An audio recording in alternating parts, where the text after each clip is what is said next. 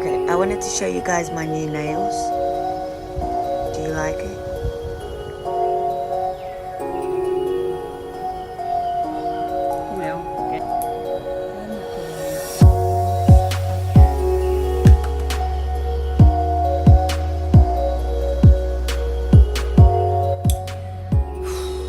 It's really hot.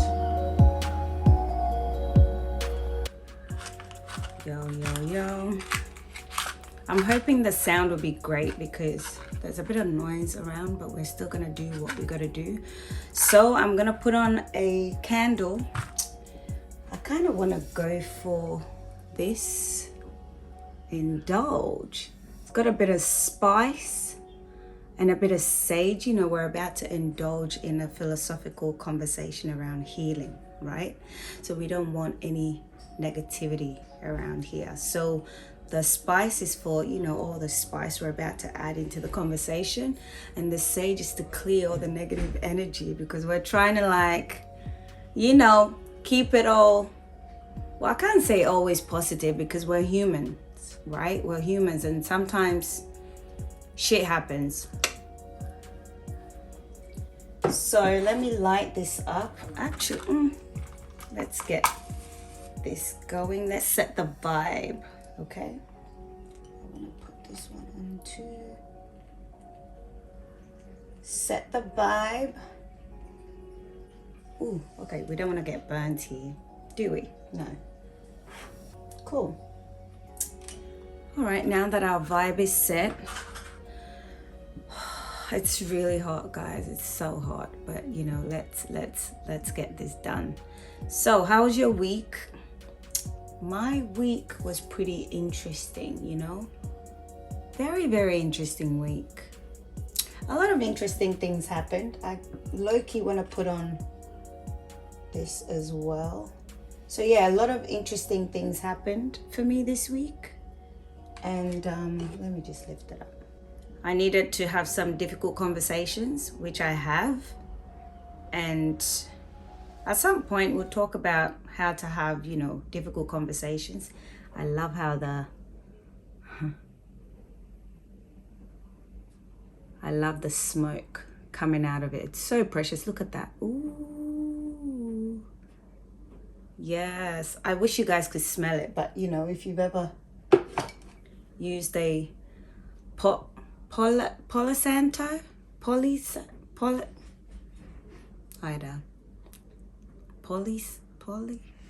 Santo? Look at that. Oh. It smells, man, I wish you guys could smell it. It smells so good. Yeah, so I had some difficult conversations, and then hopefully at some point we could talk about difficult conversations and how to have them. And let me know if this is a video that you'd be interested in, talking about difficult conversations. I would love to know. I would love to know what you guys are interested in. And then we can explore more of that. The question I want to start with is, are you addicted to healing? Are you addicted to healing? And what I mean by that is like the whole trend of self-care, of, you know, feeling like you need to do X in order to get B. You feel like until you've done this, you can't achieve that. That type of healing, that's what I'm talking about. You know, like the whole self-development journey. I have my own opinions about how, you know, things are going in the self-development industry. However, I also know that it is really important, it is needed, and there's a lot of good happening around there. But that's not what we're talking about today. Today we're talking about healing, what it means to go on your healing journey, what it means to feel healed, what it means to be healed, basically. As always, I'm going to share my point of view, and then we can have a conversation around that. You can let me know how you feel about it, whether or not you share the same opinions. I'd love to know what came up for you as you're listening. You know, I'm asking this question of whether or not you're addicted to healing because there seemed to be this never-ending search, of who am I? Of am I good enough? Of why doesn't this work out for me in this way? There's this constant search.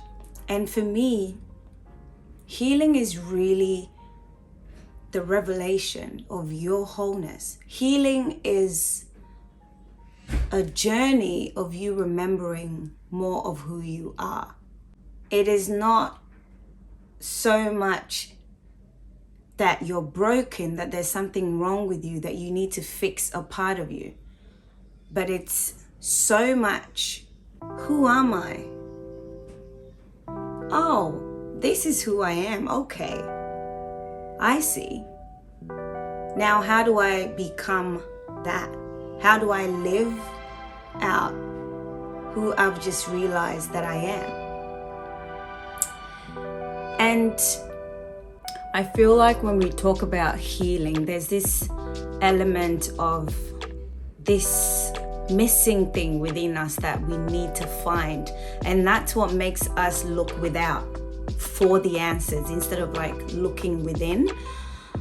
However, if we were to switch our perspective to look at healing from a place of remembering more of who we are, then it is a matter of looking within and finding the answers within and recognizing that we have the answers, that it's not out there. It's not something that we need to look for in order to feel, like we're whole. And that's what brings me to the idea of healing also being, the revelation of your wholeness. And I know whenever we talk about wholeness, people quickly feel like, in order for me to be whole, I need to express myself a certain way. And that way is always like, I need to be good. I need to be this kind of person. I need to be a good person. It's almost like you need to show up as a perfect person. But that's not what wholeness is about. And always when clients come into therapy and we start to peel back and kind of get to the core of who they are, and we start to explore the parts of themselves that are hidden, the parts of themselves that they kind of push away, I always see this look on their faces like, but that's why I'm here. I'm not here to get acquainted with that part of me. I'm here to get rid of that part of me. I don't want to have anything to do with that part of me because it's not serving me, right? So that's like the idea of, usually when people come to therapy, they're like, there's something wrong with me. I am broken. Either fix me, or what do I need in order to get fixed? And I'm here looking at them like, no, there's nothing wrong with you. You're not broken. There's nothing to be fixed. What we need to look at is, what is that part of you that you mask? What is that part of you that you hide? What is that part of you that you don't want anybody to see? That you feel if anybody gets a glimpse of that part of you, they will literally be like, yeah, see you later. I don't want to get to know you. We're so afraid of showing the parts of us that we feel are not good enough. But wholeness is not about you being perfect or like you working on yourself in order to be perfect. Wholeness is about you accepting your good, your bad, your ugly, because it's all a part of you. And it's all so beautiful. It's all so precious. How do we not push that side away? How do we accept that part of ourselves? That's what healing is about. It's about getting to a place where you accept all the parts of yourself with deep love, deep compassion, without judgment of whatever should come up. Without judgment of what has already been, without judgment of your decisions, of your behavior, without judgment of anything that you view as being negative. Let's look at this. Let's look at this from a perspective of a child. So I want you to imagine like sometimes maybe in shopping centers, I don't know where you kind of hang out, but in Australia, okay, you know what, I'm actually going to use my nephew. So there was a time, me and my older sister, we were in the shopping center trying to buy stuff, and we were with my little nephew, gorgeous kid, and all of a sudden he just started to chuck a tantrum. He was just like, you know, jumping up and down, laying on the ground, like he didn't want to listen to anything because he was wanting something, right? And straight away, what I found us doing was getting pissed off. We were kind of feeling like, what are you doing? Like, why are you behaving this way? That's not a good behavior. Get up. Don't do what you're doing. There was never a point where we kind of checked in with him to say, hey, dude, what's going on with you? Like, why are you behaving this way? With love and compassion. No, that's not what we did. And that's not what most parents do when they see their children behaving in a way that isn't welcomed, or in a way that isn't what they expect. What's the first thing that's done? You kind of want the child to stop because, one, it's embarrassing. You don't want it to seem like you're not a good parent, right? You don't want it to seem like you can't control your child. You don't want it to seem like you don't know what you're doing as a parent. You don't want that. So we, instead of offering love, compassion, curiosity in terms of trying to understand why the child is behaving that way, we try to shut it down. It's the same thing when it comes to wholeness, when it comes to use, when it comes to it's the same thing when it comes to wholeness. When it comes to you feeling whole, it's about offering that parts of you that you feel is not acceptable, that you feel is unwanted, that you feel you don't want people to kind of see and be like, yeah, what is that behavior? I don't want to have anything to do with that. That part of yourself, it's about looking at it with love, with deep compassion, because, and that's what most people refer to as the inner child, right? The parts of us that we don't tend to is the inner child, is the parts of us that were unheard as a child, is the part of us that were not attended to as a child, is the part of us that, you know, did not get their needs met as a child. And now that you're an adult, that part of you is still like tagging at you. It's still calling for your attention. It's still asking you, hey, I'm here. Like, be here with me. Be here with me. Stop the constant searching like you don't already have it, because you do. Whatever you're searching for, you have it.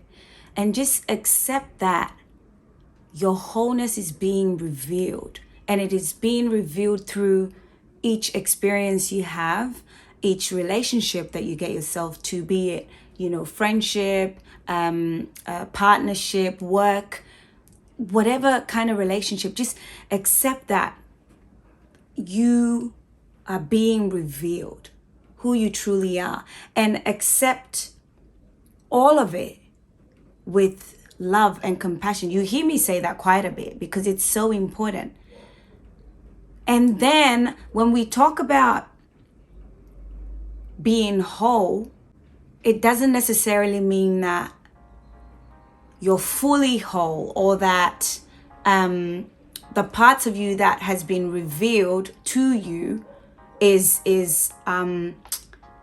entirely the story that you want the world to see. And that's okay. That's okay. But my question is, which part of you right now is whole? Which part of you is whole? It could be the work part of you. It could be the fact that you're super kind. It could be the fact that, you know, you're really good at taking action. It could be that you're very loving. You know, it could be that you're very giving, you're really generous. Lead with that part of you, because that part of you is already whole. Lead with that.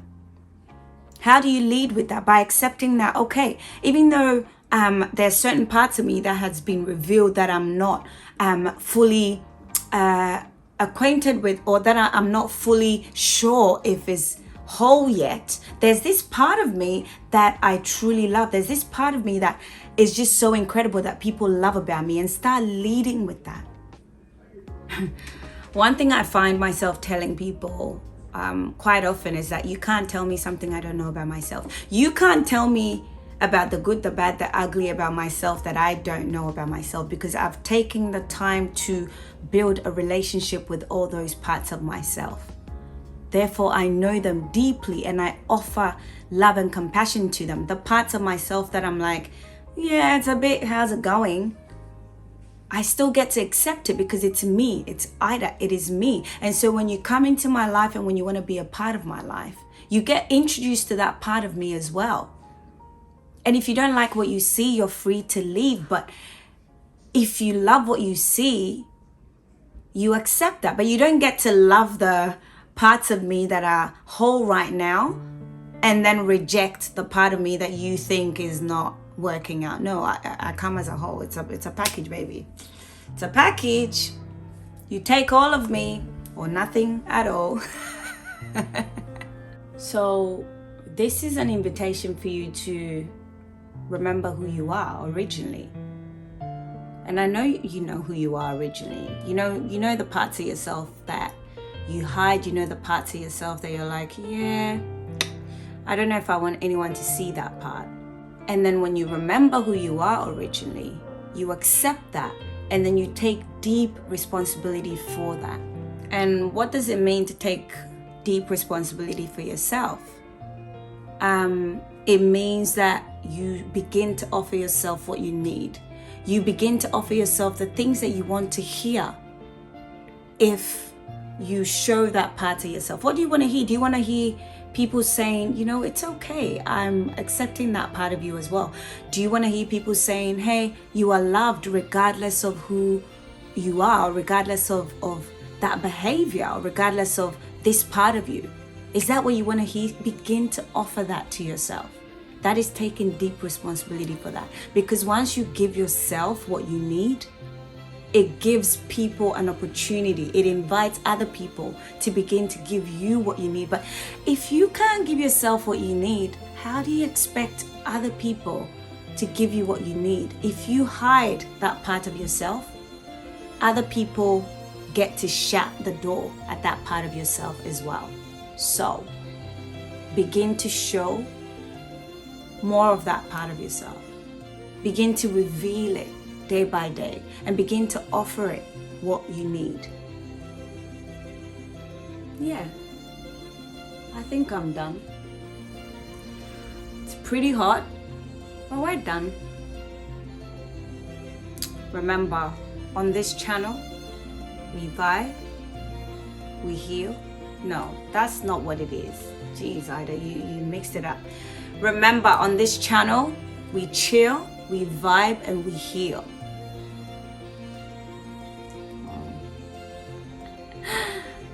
Oh, there's the bell trying to tell me that time's up. Remember, on this channel, we chill, we vibe, and we heal. Okay? So what is one thing you're doing this week to chill? What is that? Let me know in the comments below.